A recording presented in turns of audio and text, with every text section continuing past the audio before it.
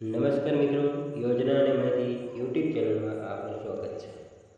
મિત્રો, આજે આપણે માહિતી મેળવશું આજની સીએમ સાહેબ તેમજ પીએમ સાહેબ શ્રીની વિડીયો કોન્ફરન્સિંગ મિટિંગ યોજાઈ હતી, જેમાં જે ચર્ચા થઈ છે એ કહેવા માટે ચર્ચા થઈ છે અને આગામી દિવસોમાં દરેક જિલ્લાઓમાં, દરેક ગામડાઓમાં, દરેક શહેરમાં, દરેક નગરપાલિકાની અંદરના દરેક વોર્ડમાં કઈ રીતનો કાર્યક્રમ યોજાશે એના વિશેની સંપૂર્ણ માહિતી મેળવી આ જે મિટિંગ યોજાઈ હતી, જે આજે રોજ યોજાઈ છે.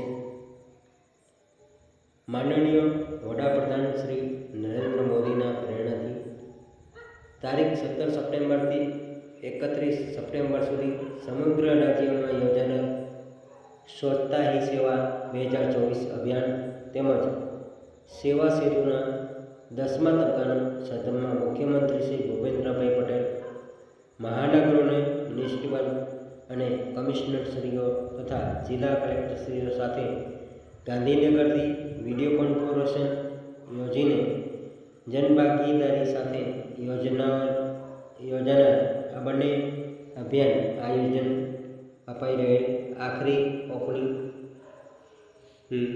સભાગારી સમીક્ષા કરી હતી.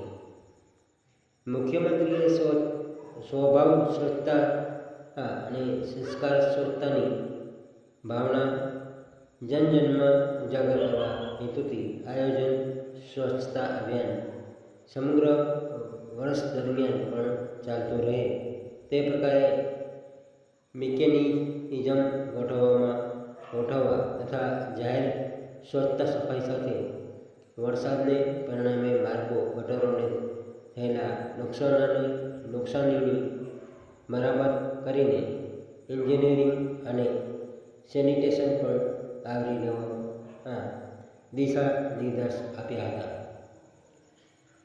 મુખ્યમંત્રીશ્રીએ આ સાથે રાજ્ય સરકારના પારદર્શી, સંવેદનશીલ અને પ્રોએક્ટિવ વહીવટીતંત્રને વધુ વેગવાન બનાવીને પ્રજાજનોની વ્યક્તિગત રજૂઆતોનો સ્થળ પર નિકાલ માટે અભિનવ પ્રયોગ સેવા સેતુમાં જ વિવિધ યોજનાનો લાભ લોકોને મળવાપાત્ર છે. તેમાં લાભાર્થીને સંતોષકારક વ્યવસ્થા સાથે સ્થળ પર જ સમસ્યાનો નિવારણની વ્યવસ્થા વધુ સુટુચ બનાવવા પણ માર્ગદર્શન આપ્યું હતું. તો આજની આ માહિતીથી આવનાર થોડા જ દિવસોમાં દરેક ગ્રામીણની અંદર, નગરપાલિકાની અંદર, દરેક વોર્ડની અંદર સેવા સેતુ કાર્યક્રમ યોજાવા જઈ રહ્યો છે. તેમજ નગરપાલિકાની અંદર ગટરના પ્રશ્નો વિશેની પણ ચર્ચા થઈ છે, તેમના વિશે પણ કામ થશે.